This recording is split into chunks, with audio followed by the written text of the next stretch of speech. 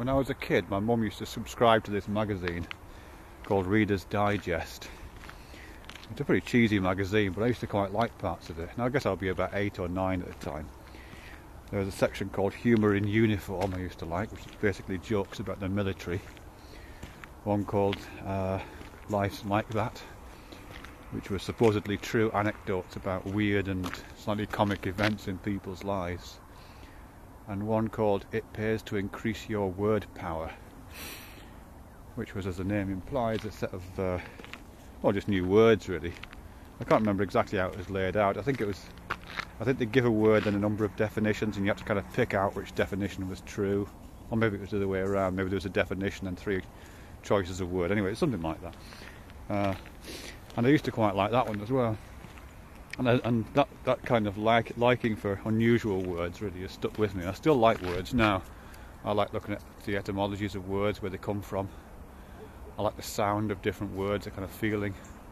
My favourite is recalcitrant for some reason. Just on a purely aesthetic level.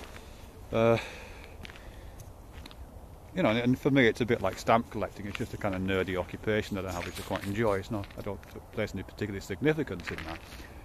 But I am interested in it right now about, well, just the differences between extended and restricted vocabularies, knowing lots and lots of different words as opposed to knowing a few words, and what the kind of logical conclusions are for ultimately extended and ultimately restricted vocabularies.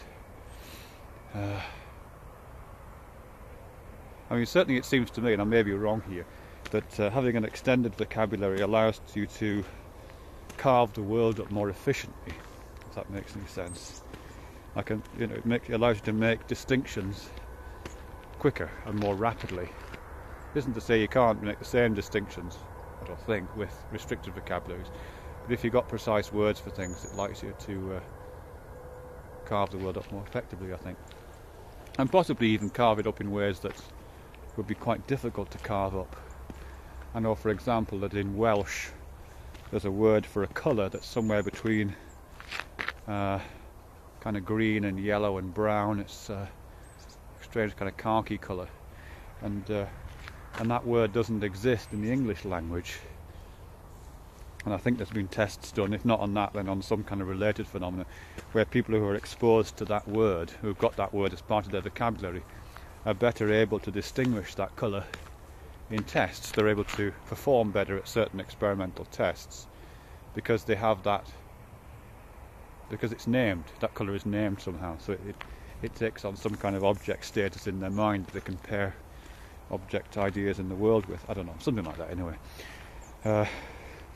So this idea of extending one's vocabulary in order to be able to more effectively make distinctions and carve the world up is one that I think quite is interesting.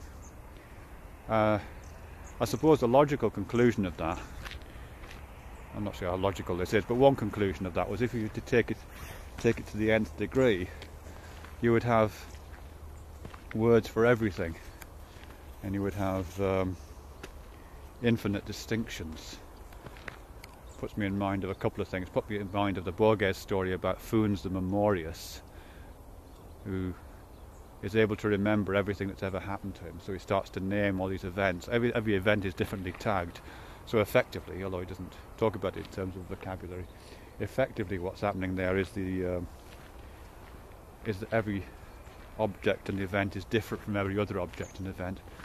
So it becomes kind of labelled differently. So the world becomes an infinitely distinguishable set of named parts. And I suppose here I'm reminded of the poem by one of the First World War poets, I can't remember who it was, Wilfred Owen maybe, called The Naming of Parts, which is this really beautiful little poem written by someone who died in the trenches of the First World War, talking about what it is to be in army training, and part of it is about the naming of the parts of a rifle. Today there is the naming of parts, and it's about the kind of separations that occur within certain types of thinking and some of the implied political distinctions that can be milked for all their worth once you get that philosophy rolling. So there's something interesting about that for me. There's a particular power that you can increase, your word power, which allows you to carve the world at different kinds of joints, perhaps even create joints, with the logical extension of that being that you carve the world up infinitely into infinitely granular elements, with all of the interest that implies. The other extension, which is restricted grammar. Restricted grammar, or restricted vocabulary, I'm sorry, uses a smaller number of words. And I know there's been some, not recently, but there was some experiments done, or some surveys done some years ago, I think, talking to people who had restricted vocabularies, and demonstrating that people who have restricted vocabularies are as capable of expressing complex notions as people who have more extended vocabularies. It's something of a myth that if you're working class and you don't have access to the education that provides you with extended vocabularies, that you're inherently incapable of thinking complex things. That's not quite the case. Although there might be other kinds of disadvantages. Guy, come here. Come here. Good boy. Stay there we are. That's a good lad. So what's the logical extension of a restricted vocabulary? I think there's two logical extensions of a restricted vocabulary, or the two kind of dimensions that restricted vocabulary moves along. One is that in order to express yourself in a restricted vocabulary and make the kinds of distinctions that you would need to make to start carving the world up in interesting ways, you would have to use longer and longer combinations. And indeed I think some languages do that. Some languages rely on combinatorial powers of bits of words put together to express themselves, and you can get very, very long words, very long sentences in order to express relatively simple concepts. So that's one thing. The shorter your vocabulary, the more time it would take, and the longer the expression would need to be in order to say something complex. And the other the logical extension, I suppose, is at a certain point your vocabulary would be restricted to possibly a single word, and that word would contain, you'd lose all your combinatorial power, but that word would contain everything that was possible to say. And I guess that's the origin of the kind of Christian logos.